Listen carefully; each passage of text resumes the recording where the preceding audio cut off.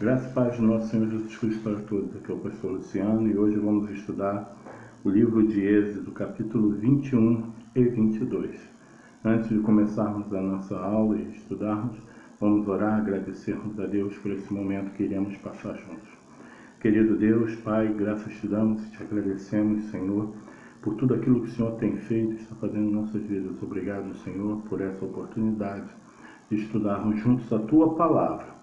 Senhor, desde já quero te agradecer, Senhor, e te pedir, Espírito Santo, vem estar conosco, em nome de Jesus. Amém. Como nós já vimos anteriormente, Deus mandou os mandamentos para o povo, certo? Pastor Alfredo deu na lição no capítulo anterior, no capítulo 20, e hoje vamos estar estudando o capítulo 21. O capítulo 21, irmãos, ele traz para a gente, eu fiz aqui um resumo, da aplicação das principais leis morais ao povo hebreu. Por que essa aplicação dos princípios, morais ao povo hebreu? Porque além dos 10 mandamentos, existiam os mandamentos secundários ou seculares que compõem a lei, entendeu? Então, para isso, o que acontece? Você pode estar em dúvida perguntando, mas por que, se Deus já não tinha dado os 10, por que esses mandamentos secundários para fazer compor a lei? Vou explicar, vamos lá. A Bíblia fala no capítulo anterior, entrando na aula do pastor Alfredo, não matarás. Mas e se você matasse? E se acontecesse um acidente e a pessoa morresse? E aí, diz lá, não matarás, e se você matar, você teria que morrer, né? Então, e aí, como ficaria? Mas Deus também não é tão insano que ia fazer uma coisa que se a pessoa fizesse involuntariamente ou fosse um acidente, entendeu? Não. Também fala lá, não furtarás. E a pessoa furtou, roubou, e o que acontece? E quem foi roubado, lesado, e como ia ficar a situação? Para tudo isso, Deus inteligentemente fez esses estatutos que compõem a lei, para que a lei fosse totalmente unificada e ficasse fácil para que os juízes que Moisés levantaria pudessem julgar o povo também, entendeu? Então, através da lei e dos estatutos, eles iam ver e saberiam qual a sentença que teriam que dar ao povo. E começa a partir do capítulo 21 isso. Por quê? Até então, o povo hebreu, ele vivia como escravo lá no Egito. Lá tinha o quê? Muitos deuses. Então eram cerca dos vários deuses lá que eles cultuavam, Deus do Sol, Deus da Lua e tudo mais. Tinha Deus para tudo que é lugar. Então Deus já começa a separar. Eu quero um povo santo e que só pode adorar um só Deus, e não nada de imagem, de escultura, nem nada. E havia poligamia. Eles casavam, tinham filhos e casavam com uma, com outra. E Deus queria o quê?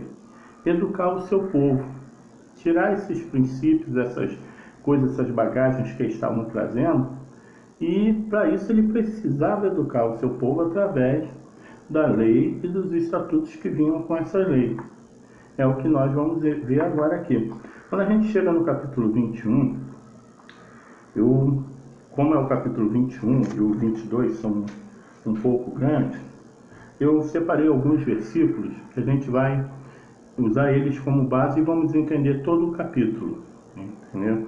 Então vamos lá. No capítulo 21, no verso 2, fala assim: se comprares um escravo hebreu, 6 anos servirá, mas ao 7º sairá o fogo de graça. O que é isso, pastor Luciano? Deus, mesmo tolerando a escravidão, porque Deus, entendeu? Não aceita, né? Mas Deus, ele achou um jeito da pessoa não ser escravo toda a vida, entendeu? Então Deus não queria que a pessoa fosse escrava toda a vida. Mesmo por algum motivo ela viesse se tornar escrava, ela teria um tempo que ela se tornaria livre. E isso foi uma das características do povo hebreu diferenciada dos demais povos daquela região. Porque quem era escravo naquela região daqueles outros povos era considerado pior do que cachorro. Já o povo hebreu não, ele teria direito à liberdade, como acabamos de ler aqui. Ao sétimo, servirá, mas ao sétimo sairá do fogo. Quer dizer, aos 7 anos de servidão, no sétimo ele seria liberto. Isso, Deus já estava se preocupando com a liberdade desse povo. E trazendo já para nós esse ensinamento, o Senhor ele não queria que nós fôssemos escravos do pecado a vida toda. Não é verdade? Nós éramos o quê? Escravos do pecado, diz Romanos, né? Então, para isso, Deus o quê? Deus trouxe Jesus para nos libertar, porque Deus não quer escravidão. Amém? Vamos lá. No verso 5, fala: se, porém, esse escravo expressamente disser, eu amo o meu Senhor e a minha mulher e os meus filhos, e não queira o foro, então seu senhor o levará perante o juiz e o fará chegar à porta ou o batente ao seu senhor, e lhe furará a orelha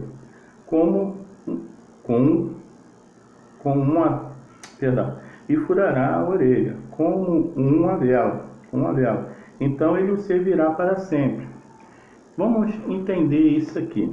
Mas, pastor Luciano, o senhor falou que Deus não queria que a pessoa fosse escravo a vida toda, mas existia e existe pessoas que têm afetividade com os seus senhores.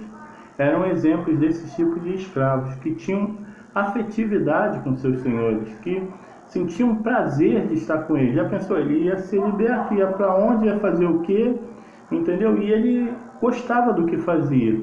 Então, para isso, o que aqui no verso 5, do verso 5 ao verso 6, fala o seguinte: a pessoa podia abrir mão do direito dessa liberdade, mas para isso ela seria marcada na sua orelha, entendeu? Então, daria a ela o direito de liberdade, o direito de servir, mas sem ser escravo.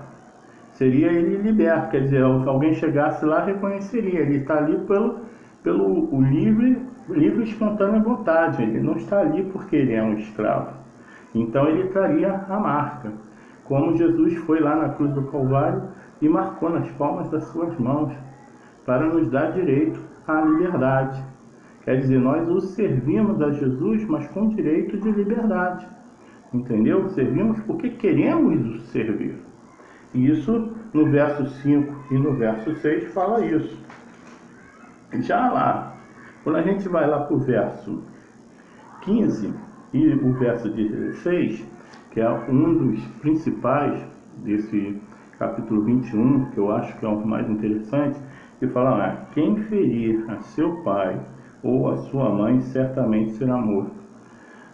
Quer dizer, quando ele fala lá, honrará seu pai e sua mãe, como o pastor Freire ensinou, aqui ele está dando a sentença para quem desobedecer isso ou for até mais longe. Que Deus, ele honra, ele quer que nós honramos os nossos pais e as nossas mães, que sejamos gratos, que sejamos, entendeu, sempre obedientes a eles, entendeu? E Deus é bem claro nisso aqui, entendeu? E vamos lá, vamos agora para o verso 22, 23. Se contudo houver dado grave, então darás vida à sua vida. No verso 23 e 24 entra um assunto muito polêmico, que naquele tempo era dente por dente, olho por olho, aí vai dente por dente, mão por mão, verso 24, né? Então, era a lei da vingança. Eles vinham de uma sociedade onde era você fez, você pagou. E Deus estava querendo mostrar para ele que não seria bem assim. Porque quem com ferro ferisse, seria ferido. Então, não era para a pessoa fazer isso. Entendeu? Então, a gente tem que tomar muito cuidado. E Deus já está sendo bem claro aqui, que é a lei da justiça. Entendeu? Então, a gente tem que ver, não querer fazer mal aos outros, para que esse mal também não venha a nós. Porque esse verso 23, 24, quando diz dente por dente, olho por olho, nada quer dizer do que o seguinte: a lei da semeadura. Tudo que a gente planta, a gente um dia vai colher. Se você planta coisas boas, você vai colher coisas boas. Se você começa a plantar inimizade, começa a plantar contenda, começa a plantar discórdia, você vai colher isso, né? Até a André está participando aqui, você vai colher isso. E é uma forma de Deus falar assim: isso vai pendurar a vida toda. Quer dizer, do mesmo jeito que eu trato o meu semelhante, alguém vai querer me tratar. Se eu trato a pessoa com respeito, eu vou ser tratado com respeito. Se eu sou ignorante, eu vou ser ignorante, vou ser tratado com ignorância, não é verdade? Então, conclusão. Por isso é que Deus começa a mostrar aqui que nós temos que ter um senso de justiça. Não de querer ser santo, que ninguém chega a isso. A Bíblia diz que nós devemos ser santos, mas só existe um santo, que é o Senhor. Todos nós pecamos. Não é querer impor algo a alguém que nós não façamos. Porque hoje em dia existe muita gente querendo que você faça as coisas, mas que não faz nem um terço daquilo que quer que você faça. Então, não é bem por aí. Por isso que no capítulo 20, no versículo 23, 24, diz assim: e Deus está querendo educar o seu povo de uma maneira diferente. Falar: filhinhos, não vão fazer isso, porque se vocês fizerem isso, vai ser do mesmo jeito que vai acontecer com vocês. Deus já está mostrando para o povo o seguinte: se vocês agirem desse jeito, vai ser desse jeito que vão agir com vocês. Entenderam? Vamos lá. E o mais interessante, aí fala também dos donos, dos animais, tudo mais, que é um assunto um pouco polêmico, né? Hoje em dia tem muita gente que tem cachorro pitbull, esses cachorros perigosos, antigamente, e antigamente os animais que as pessoas tinham mais, assim, era boi, essas coisas todas. E o boi, se saísse e chifrasse os outros e matasse os outros, o dono seria responsável por aquilo. E a mesma coisa, a palavra do Senhor, ela é perfeita, irmãos. Quando nós pegamos os estatutos do Senhor e comparamos com a nossa Constituição, são praticamente as mesmas leis. As leis que regem a nossa Constituinte são praticamente as leis que regem, entendeu? A Bíblia. Eles praticamente copiaram tudinho daqui, só que botaram artigos, códigos, entendeu? E aqui não, e aqui é bem claro, e a lei é bem mais simples, para que a pessoa possa andar numa conduta certa, entendeu? E não se desviar. O que Deus queria fazer era preparar o povo dele para ser santo, que nem o último versículo do capítulo 22 que nós vamos ler. Vocês estão entendendo? Então vamos lá. Vamos pular agora para o capítulo 22, que fala a lei das cercas das propriedades. Aqui fala se alguém furtar um boi, ou ovelha, abater ou vender um boi, pagará 5 bois pela ovelha e 4 pelas ovelhas. Então está falando aqui, irmãos, vamos entender o que a lei acerca das propriedades. Quer dizer, você é dono de algo, e alguém vai lá e destrói a sua propriedade. Deus é tão justo que é o seguinte: aquela pessoa que destruiu aquilo que é seu, ela tem que te indenizar. Hoje em dia, a justiça não faz isso. Se a pessoa vai, quebra seu carro, bate alguma coisa, destrói, a pessoa não tem que indenizar? A mesma coisa. A lei acerca das propriedades. Quando você tem a sua coisa, seu gado aqui, como diz aqui que eram os bens daquela época, ou a casa, ou um escravo, alguma coisa assim, e a pessoa destruísse, ou quebrasse, ou matasse, ou fizesse qualquer coisa, tinha que indenizar. O capítulo 22 fala isso, das indenizações. Quando alguém perguntar para você, o capítulo 22, pastor Luciano, fala sobre o quê? Fala sobre as indenizações dos bens que nós temos e que porventura poderia alguém vir destruir, roubar ou fazer qualquer coisa. No verso 22, vamos lá, vamos passar para o 22 aqui, diz aí, nenhuma viúva, nenhum órfão afligirá. Isso aqui é a parte mais bonita. Além de Deus estar se preocupando com as propriedades, com tudo, Ele se preocupa com aquelas pessoas que são mais necessitadas, que estão mais, como se diz, à mercê da sociedade, que são pessoas que dependem, que são os órfãos e a viúva. No verso 22 e 23, Deus deixa bem claro, não mexe com esse povo não, entendeu? Ao contrário, a obrigação é cuidar dos órfãos, da viúva, entendeu? E não desampará-los. Isso é uma das bases do capítulo 22. Aí se a gente pega no 22, a gente vê isso aí. Mas antes, lá no 16, também fala uma coisa aqui interessante. Deixa eu voltar só um pouquinho. Se alguém seduzir uma virgem que ainda não tenha compromisso de casamento, se deitar com ela, certamente pagará o seu dote e tomará como mulher. Se isso acontecesse no dia de hoje, né, irmão, muitos problemas acabariam. Muito problema de meninas engravidarem, tudo mais, não terem família, a pessoa tem que pagar o dote lá, o pai lá, isso aí seria resolvido. Mas infelizmente não fizeram mais isso. Então quando a gente volta aqui para o verso 22 e 23, Deus tem tolerância zero com quem mexe com as viúvas e com quem mexe com os órfãos. A tolerância é zero. E no verso 18 também, tolerância zero com 4 grupos de pessoas. Vamos lá, no verso 18. A gente pulou aqui, mas vamos lá, 18. A feitiçaria não deixará viver, a feiticeira não deixará viver. Todo aquele que se deitar com um animal certamente será morto.